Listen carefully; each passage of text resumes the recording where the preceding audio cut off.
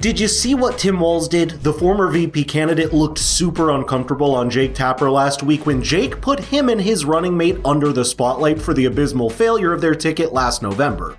But this exchange revealed a lot more than that, so please take a look for yourself before I tell you what's really going on. So you're in Ohio right now. You've been holding these town halls in red districts across the country. You're saying Democrats need to do a better job of reaching Trump voters. I want to play something you said at an event in Texas last month. We let them define the issue on immigration. We let them define the issue on DEI, and we let them define what woke is. We got ourselves in this mess because we weren't bold enough to stand up and say, you damn right we're proud of these policies. We're going to put them in, and we're going to execute them. I mean, the issues you identified there were immigration, DEI, and woke. You think Democrats' problem was that you just didn't do a good enough job explaining the policies and not that voters simply didn't just reject what you were selling, particularly on immigration, I wonder? No, on immigration, what we were asking for is a bipartisan policy that strengthens immigration control, that recognizes that we need a workforce here, that they should be allowed here legally, and that when they get here, they're part of the American fabric. And that is the bipartisan bill we had. Donald Trump snatching up college grad students and sending them back or sending folks to El Salvador illegally, that's not the policy. But for us to say, we don't care that violent criminals come in, we most certainly do. What we were asking for is the resources to make sure they don't get here. And the same thing with the other policies. It's not a woke policy to provide food for children to get breakfast and lunch, and we get better outcomes from that. They defined things on their terms that weren't true. And what I'm saying is, are we going to turn away from being a country of legal immigration? Are we going to turn away from a country that thinks diversity and making sure that we don't have gaps in income between blacks and whites? Those are policies that have strengthened America. And I think what we allowed ourselves to do is we got timid. And then when we got power, we didn't pass things that improved people's lives. This whole idea, I think the Democratic Party gets theoretical, talk about food insecurity. People are hungry, get them food. People don't have a house. Make sure they have a living wage. That's the point that I'm saying is. Is he saying that while still being the governor of a major U.S. state? And it's truly a whole new level of gaslighting when Tim Walz implies that Democrat policies and messaging failed because it was too intellectual and abstract. No, because the American people already had 4 years of the Joe Biden presidency to know exactly what they lead to and rejected it by a massive mandate against it. By the way, we expose these verbal tricks like no one else, so please subscribe to Millionaire Mentor and hit the notification bell to join the conversation. Now, what's really interesting is that it isn't the only shield they're using to deflect accountability. It's also the pretense that Kamala Harris just didn't have enough time to connect with the voters. Not like she had 4 years. But there's a problem. Studies from places like Media Research Center reveal that she lost the messaging game despite having many cards stacked in her favor, including the overwhelmingly positive coverage she received from mainstream media to the point that over 70% of voters didn't even know about many of her most controversial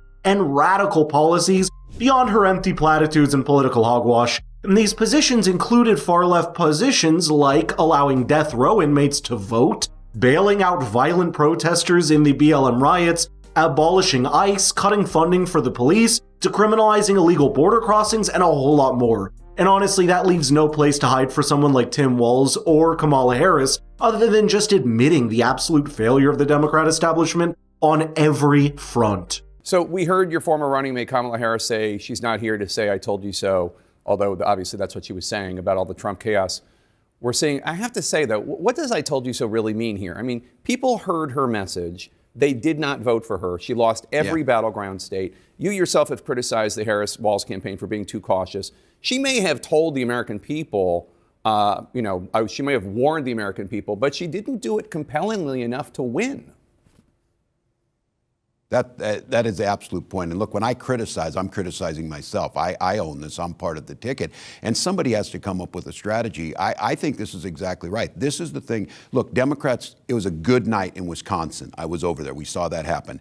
Donald Trump's doing this. Just to be clear, nobody on the Democratic side is celebrating this, and those folks in the street are not celebrating that Donald Trump's making all these errors. I think what the vice president's saying is that was pretty self-evident that he was going to do that. I do think the challenge for Democrats, and this is, I think, a structural problem that's going to take a lot more thinking, Why, with all of that out there, did they not think we were any better than that? And they didn't. Precisely, but none of this attempt to come clean is going to help any more when both of these people on screen, including Jake Tapper, were demolishing any attempts to question Joe Biden's mental faculties for office and supporting his candidacy until the last second. Jake in particular just came out with a whole book detailing the Democrats' original sin, pretending he wasn't the loudest voice in the media complicit in falsely propping up Biden presidency and shutting down people that questioned it. And throughout this entire realignment of the political polls, the fact that there's no one speaking to the average working class Democrat and independent voter is in fact the original sin that has dropped the party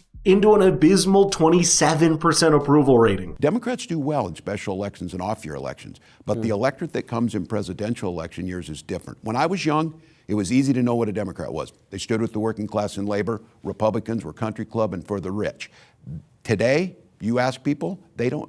We have a 29% approval rating. Yeah. It doesn't help us any that Donald Trump ends up with a 25% approval rating. We have to get back to the core issues, that this is about making America prosperous and stable and innovative for everybody. I think we got intellectualized on this. I think the fact of the matter is Joe Biden did soft land the economy. He did usher us through COVID. None of us are saying we should be soft on the border, but we allow a vacuum, and Donald Trump fills it, the 800-pound gorilla, and their narrative starts to stick, and we look weak. We look weak like we don't care. We look like look, Jake, I'm not going to say, what we need to do is we need to just arrest people and ship them to El Salvador. No, we need to invest the money on border. We need to make sure that we have the judges necessary to adjudicate things faster. We need to make sure if you're going to be in this country here legally, and when you are, you're going to be uplifted, celebrated, and part of this great American tapestry.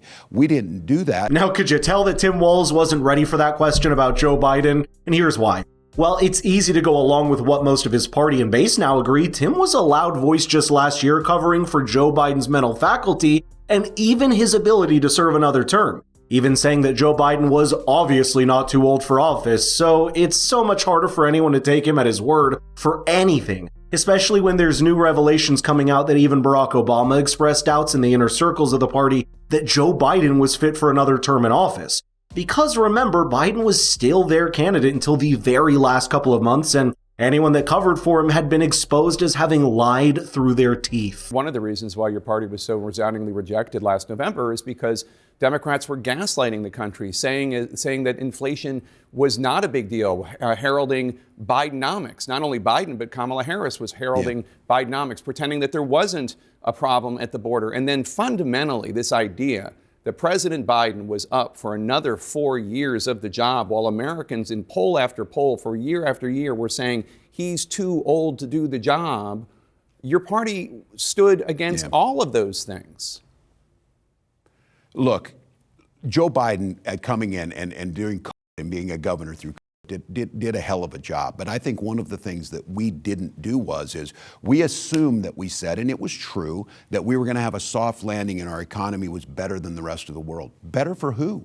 Better for the working class who was saying groceries were too expensive, as they are now and going up. They got to see us talk about things. Again, I go back to this. Don't talk about food insecurity. It just sounds more out of touch than it ever has, because it's not just a messaging problem.